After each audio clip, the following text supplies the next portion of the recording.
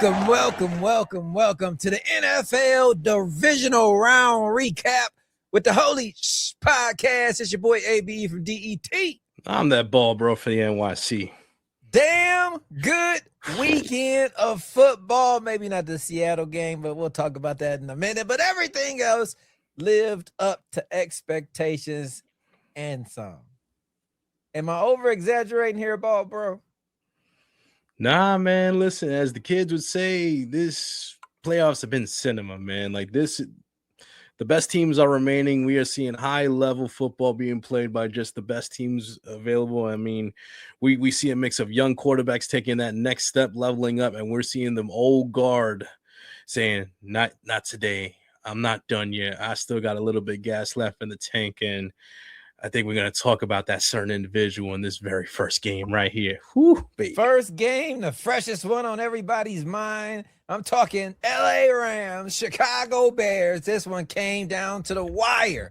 At the end of regulation, Caleb Williams drives down the field, touchdown to connect when you thought he was done. You thought it was over, but Jason Bourne was spotted there in Soldier Field. They went to overtime, but it was not enough. They got a chance to score. They couldn't. Throws a pick as they were driving for the game-winning touchdown, giving Matthew Stafford the chance to drive down the field. That's what he did. Got him in field goal range. Rams are headed to the NFC Championship game to face the Seattle Seahawks. Ball bro, your take on this game. Chicago taking the L to the Los Angeles Rams. I mean, it was a tale. It was two stories in this game. I mean, listen, it's as great as Caleb Williams is. I mean, as so much potential he has. I mean, it's just an old rule. You lose the turnover battle, you're gonna lose the game. As insane as that throw was, that fourth down touchdown throw to Cole Kmet, as great as that was, I mean, you're not going to win you're not going to be like a veteran in Matt Stafford, like throwing 3 picks. And that last pass, like I said, they're driving in overtime. Like the entire playbook is open. I think it was like 2nd and 7. You're on the 50-yard line. Everything is wide open. You had all the time in the world. Could have checked it down short. You could have checked it down the middle field or take off, use your legs, use your feet. I mean, but that ill-advised pass, in my opinion. I mean, it was a combination of like, why are you throwing the ball in that situation? And also, you know, DJ Moore looked like he kind of stopped mid-route right there. I guess he kind of gave up on the route a little bit. It wasn't going full speed. I mean, credit to the safety. He read Caleb's eyes and he attacked the ball. I mean, just great read on his part. And I think everybody knew, well, all the non-Bears fans knew, as soon as Stafford got that ball back, Caleb was not getting it back. Like, I mean, Stafford's been here like so many times. I mean, just, you know, clutch moment after clutch moment. I mean, just third down. Who else he going to find? He's going to find Puka Nacua to get him into field goal range. That 42-yard field goal, I thought it was going to keep going left. It was too. Right inside that left upright for the win. And now we got round 3 of Rams Seahawks. Like, listen, 1-1 apiece in the regular season, and how fitting is it that division rivals are going to fight it out to represent the NFC in the Super Bowl, man? Like, it was a great game. I mean, Caleb he has all the potential in the world, but he's not there yet. They're in a great position, though. They have great talent around them. I think they finally got their coach in Ben Johnson, but tonight was just not that night. That old dog, Matt Stafford, He still got a little gas left in the tank. Definitely, he still got some gas in the tank. We got Roze in the building getting set up real quick. Caleb Williams, let's give some stats. 257 yards, average 6.1 average on a pass, 2 touchdowns, but 3, count them, 3 crucial interception, 59.3 rating, whereas on the other side, 20 for 42, 258 yards for Matthew Stafford. No touchdowns, but the key factor was no interceptions. He never set his team back. He never put him in the hole. He did what a veteran is supposed to do, lead him down the field to victory. Roze, your thoughts on the Rams advancing over the Chicago Bears? First off, that play was crazy when Caleb Williams ran like 20, 30 yards back Dog, I thought it was over. I thought it was done. I was like, oh hell no. And then when he threw it, I was like, and he caught the ball, like, oh hell no. Like that was amazing. But of course, like in overtime, you throw that pick, they picked that off. Matthew Stafford, he just pretty much just managed the game the whole way through today. Not really throwing as many touchdowns and stuff like that. I was kind of surprised how they didn't really use Puka like that for real. So I think they was using Puka. I think that defense, give a lot of credit to Chicago's defense. They held in there. If Caleb would have showed up today, not through those 3 picks, it'd have definitely been them because that defense did their job. Caleb did not do his, man. Definitely. Nah, definitely did. But yeah, man, I think the Bears got something good to build off of. And like Seattle and Los Angeles, they probably had the best game of the year, like that Thursday night football game. So the fact that they get to be in the NFC Championship game should be a good game for real. Definitely should be. Next up, earlier in the day, we had the Patriots versus the Texans. And Drake May, the young stallion himself, got him the win 28-16. Everybody talked about Houston's defense. They were solid, but the Patriots offense was just that much more. Mike Vrabel in his first year under the helm in the Patriots get him back in the AFC Championship game against the Denver Broncos. We'll talk about them in a minute also. But Roze, how'd you feel about Drake May pulling off the win over the Texans? I think Drake May. I think that whole offense is impressive. I'm not gonna lie to you, man. Of course, it starts with Drake May at quarterback, but then you got two like starting quality running backs with Ramondre Stevenson. Then you got Trey Henderson.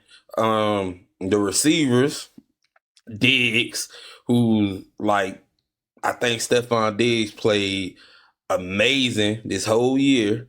He definitely bounced back from the Texans year he had last year. And then you got Booty, who's great. I can never say that, man. Who's a great young receiver. And then you got like the tight ends, Hunter Henry and stuff like that to round it off. So I think they're doing great. I think what's really impressive is Mike Vrabel got the defense right. Christian Gonzalez definitely seems like one of the top defensive backs in the NFL right now. And they just look like they just really, those 4 interceptions they gave CJ Stroud made him look very amateur. Yeah. Like, so they look like they're playing great defense. So that's pretty much good to have, especially if you're going against a backup quarterback. Definitely. Bob, bro, how'd you feel about Drake May pulling off the supposed upset over that defense of the Houston Texans?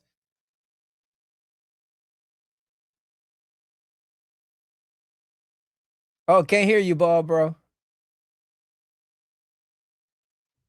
All right, my bad. There you go. Listen, they ain't no damn upset with the Patriots being the damn Texans. Like, listen, I mean, this is the Empire Strikes Back right here. This is ridiculous. We all thought it was all good in the hood when Tom Brady left the Patriots, when Bill Belichick was out of there. It felt like the rest of the league is catching up. They got a chance. You have Patrick Mahomes, his little run 4 or 5 years, and now it's like the devil just reared his ugly head again, man. They hire Mike Vrabel, year 2 of Drake May. I mean, Drake May. I mean, like he's a stud. I mean, he's the next superstar quarterback, and they did what they had to do. They're a solid team all around. I mean, Diggs had a good game with Tay as well on Hunter Henry as well, and the defense did what they had to do. And 4 interceptions by CJ Stroud. We just talked about the turnover battle, with Caleb Williams. Like, you're not going to win when you're throwing four picks. I mean, the defense did its best, what they can do. I mean, but you got, the quarterback and the offense has got to help them out. I mean, I'm sorry, like that was a major step back for CJ, and like he's kind of going into I think year 5 of his career. Like that's the big mark in his career where he's got to take the next step.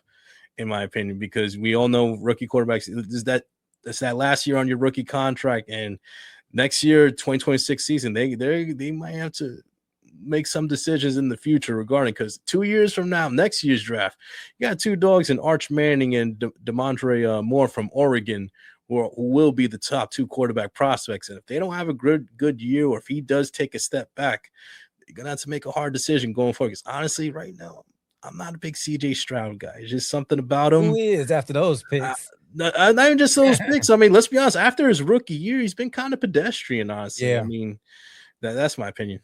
Definitely. Next up, couple games from yesterday.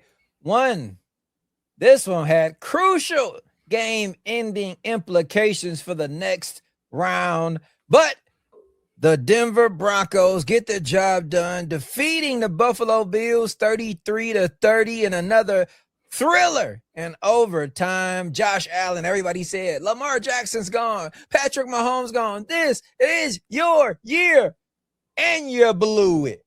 Done deal. You out there in Cancun now, catching a tan, watching everybody else play.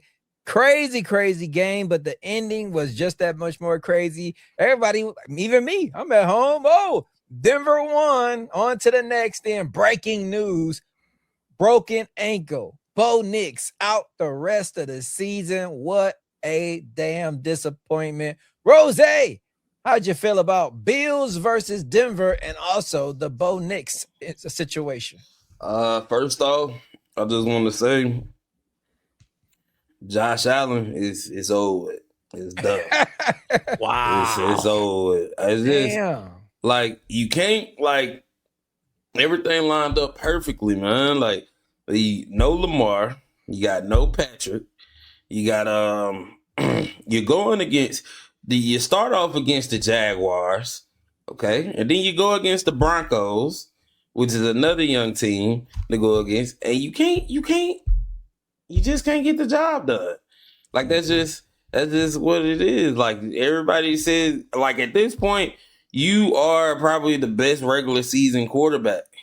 Damn. Like, that's just all you is at this time. But I feel like the Broncos, I thought they was going to the Super Bowl after this. I ain't gonna lie. But then when they said Bo Nix broke his ankle, which I didn't see the play. He broke his ankle. They say he broke his ankle on like the second to last play or something like that. Something like that. It didn't even look like, I don't even remember that play. It definitely didn't look like he broke his ankle, but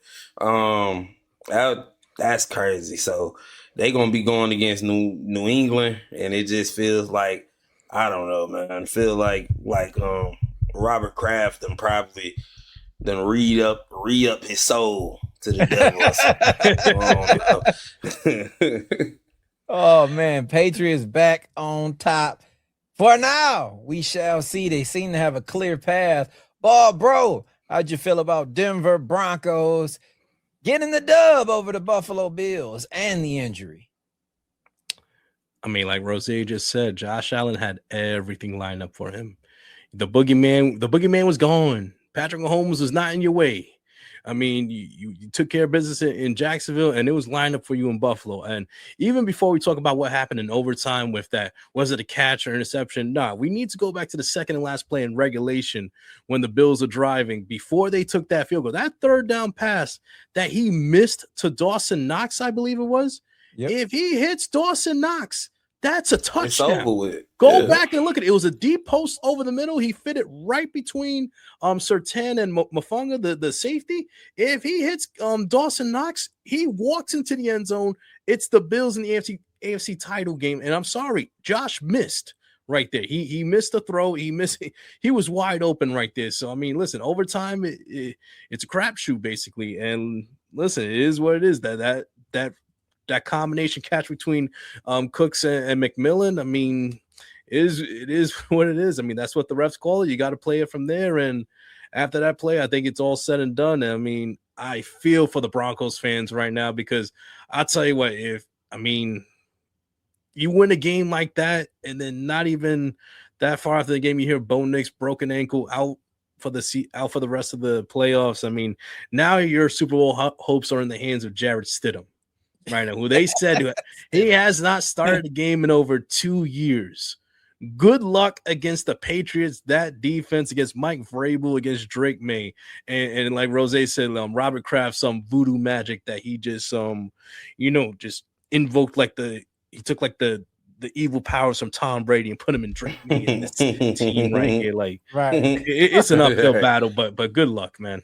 Good luck to them, and Jared, get well soon, Bo Nix. What'd you say? And Jared Stidham made an AFC Championship game before Justin Herbert. Great facts there. Great facts there. But I don't know, man. It's gonna be a tough road. And before Dak Prescott as well. Yeah, take that, Cowboys fans. We just had to bring the Cowboys up, exactly, man. Come on. The least important game, or entertaining, I should say, was a complete blowout. San Francisco 49ers, the clock struck midnight. Cinderella, your days are done. Get your ass home to your evil stepsisters. And that's exactly what the 49ers did. They tucked their tails and went home with just 6 points as the Seahawks put up 41 on them. That defense was smothering. It is undoubtedly the best defense left in these playoffs. I never thought I'd say it. Towards the end of the year, I seen them getting hot. But I'm telling you, as I'm looking at this landscape, who all just won? Seattle. Looks like they are Super Bowl bound in my book and could win it all if Sam Darnold can just play a mistake-free game. But onto this game, bro, the domination of the Seahawks over the 49ers. How did you like this game, or what's your take on it, I should say? Like you said, the clock struck midnight. I mean, I just think it's accumulation of all the injuries that the 49ers had during the regular season. I mean, it just caught up to them. The Seahawks are just the better team overall. I mean, and what better way to start the game off? Rashid Shaheed, 95-yard kick return for a touchdown. That was just the harbinger of things to come in this game. And like you said, Sam Darnold, he played a perfect game. Didn't turn the ball over. He played within himself. Running game, I mean, Jesus Christ, they ran all over the 49ers. I mean, it was just they won it at the line of scrimmage, and the defense, like I said, easily the best defense left in these playoffs right here. And like I said, it's Seahawks Rams round 3. Rams got to go on the road at the 12th man right here. Listen, Stafford, I mean, has been magical in these game-winning drives right here, but I just feel the way the Seahawks are playing right now, the way they're coached, the way everything is just set up for them. Does Stafford have like one more, like, just a little bit left in the tank? I don't know. I think it's going to be too much for him. I think the Seahawks are going to punch their ticket to the Super Bowl, but I mean, yeah, it was just belt to ass, this game right here. BTA from start to finish. They got to take that long track home, the 49ers, with that boombox in the airplane and all that crap. But, yeah, man, I think the Seahawks are going to pull it out. Roze, beat down at its finest. Seahawks get the win 41-6. Your thoughts? I think the injuries just caught up to the 49ers, to be honest. Yep. All the magic ran out. Like I said last week, man, I think last week was more of a case of the Eagles losing the game than the 49ers beating them. And you kind of found that out with the way Seattle just handled the 49ers. Injuries just caught up to them. And right now, Seattle just looks like, I'm not going to lie, man, they the equivalent of like last night. Watching that game last night reminded me of the last 2 college football games with Indiana. Like they just look like the best team right now. And but I'm looking forward to the game with them and the Rams. I'm thinking it's gonna be probably like the last time, that Thursday night football game. Yep. I do think the Seahawks are gonna pull it out though. I'm not gonna lie. The Bears defense was able to kind of slow down the Rams offense. And I think the Seahawks defense is way better than the Bears defense. So if the Bears is able to slow them down, I feel like the Seahawks is able to slow them down. And I feel like Sam Darnold is just going to go ahead and just probably play mistake-free football, make some plays out there, and they probably just going to go to San Francisco for for the Super Bowl. Well, let's just also keep in mind, like, yeah, the Bears defense did play good tonight, but let's not forget the elements that were in effect as well. Yeah. The Weather. snow, the wind, a team from LA coming into the elements of Chicago. I mean, it's great what they did, but just a couple of quick stats. Kenneth Walker, 116 yards, 3 touchdowns. As a team, they hit 5 yards per carry right there. Sam Darnold only threw for 124 yards, but he did just enough. I mean, like, the way the game was going, it's the easiest game to call. Just hand the ball off to Kenneth Walker, and just they won the game at the line of scrimmage right there. So I think that's where, if they dominate the line of scrimmage against the Rams next weekend, then I think they'll have a chance to pull it out. But yeah, I think Stafford and the offense will play a little bit better. They'll be in Seattle, should be better conditions. But yeah, like I said, I'd say keep feeding Kenneth Walker, and Darnold just plays within himself. You got Cooper Kupp, you got JSN. Just play within yourself. Your defense gets pressure on Stafford, and I think they'll be going to Super Bowl. Definitely. Damn good playoffs. Any last takes about the divisional round? I think personally, I know I gave Caleb Williams a lot of shit, me being a Lions fan, but Caleb showed himself this playoffs, and my Lions and everybody in the NFC North is on notice next year, man. He is coming. This loss is going to set a fire under him. So this was the year to get at him, because he's only going to get better. Roze, any last takes from this divisional round from you? Any of the games? Not gonna lie, man. Like I said earlier, and I'll say it again. The man done, dog.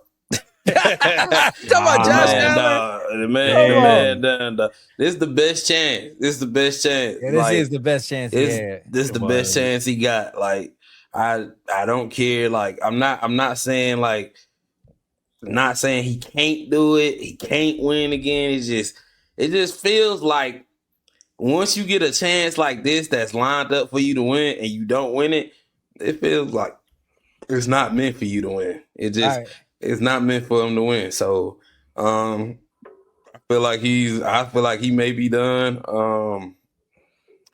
I feel like the Bills gotta do something. They got to do something. Is Josh Allen the new Jim Kelly? Is this the Buffalo curse all over again? Jesus. He might be. I'm not gonna lie. He might be the new. To be honest, he might be the new Dan Marino. Oh man, he might just be. So I don't know. They got to do something though. They got to do something big. They got to do something big to help him, basically. Bob, bro, any last thoughts from the divisional round from you? Anything that stands out? I mean, just the playoffs in general. Like, these playoffs have been amazing. It's literally the best of the best, like, going up, against each other. Like, yeah, a couple blowouts, but they're understandable. 49ers, just riddled with injuries, like top to bottom. But you know what? These playoffs. And then the MLB playoffs that just wrapped up like a couple months ago, how great both the baseball and football playoffs have been. It made me think for a sec, basketball's got to do something from a competitive standpoint, that I have never been less interested in the NBA or basketball. And it's all just reminding me like what we've seen in baseball, their playoffs, the greatest World Series maybe we've just seen with the Dodgers and Blue Jays, and all these NFL playoffs right here. The competitive balance there's so much competitiveness. Like, it's a deeper, wider competitive field, I feel, in those two sports. And with the NBA, I feel like if you're not the top 1 or 2 teams in either the East or West, everyone else doesn't matter. It's just, I don't know if it's a player's mindset where they're not playing enough games throughout the regular season, that a lot of fans like myself, we lose interest throughout the year. Then when the playoffs comes, like, oh, it's here. And it's just the gap between, the number 1 and 8 seed is just so far. It's like you don't even bother until the Western Conference or Eastern Conference finals and the NBA finals. So I just feel like NBA, I don't know what the hell they're going to do to close the gap between MLB and NFL, but they got to do something from a competitive standpoint and just a fan like excitement standpoint, because they're falling behind. Definitely are. NBA, catch up. You're getting lost in the races for sure. Yeah. Who is this? Sports for You is saying this will always be the best weekend. Definitely. This was a damn good weekend. Mm-hmm. But before we get out of here, Ooh. we need some predictions. National championship game. Miami, Indiana. I'm going with Indiana. Let's get some rapid picks out here. Indiana for myself. Ball bro, who you get? My head says Indiana. My heart says the U. I go back to Selection Sunday. We were in the group chat. We're like, who's going to get left out? I was like, I think we all said Miami, because Notre Dame is the money, the money team, and Alabama's going to be in. Miami's in, and they've gone on this magical run. It's been their running game and their defense that has helped guide them the way. I'm going with the U. Miami will win. Michael Irvin will one more time take his belt off and whoop that coolest ass on the sideline as the U reigns supreme once again in the world of college football. We shall see. National champions, the U in the upset. Roze, who you got? Indiana, Miami. Listen, man. I just want to say Miami. That's a great school. It's a great program. Bunch of great players over there. Of course, Tony. Of course, Fletcher. Of course, Carson Beck. Cristobal coached the team good. But however, I just gotta go with the evil genius of Kurt Signetti. I gotta go with the Captain America, Mendoza, Fernando Mendoza. And I think this is going to be the beginning of Indiana. So I'm going with Who's Your Daddy? Indiana. Let's go.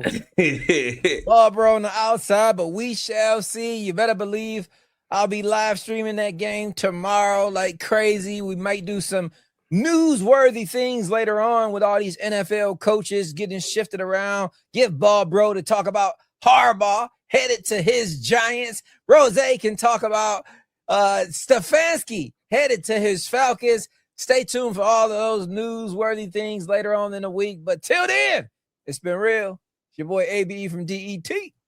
That ball bro for the NYC. It's your boy Roze. He just funny. And you guys have been tuned in to the Holy Sports NFL Divisional Round Recap with the Holy Sports Podcast. Peace. Out.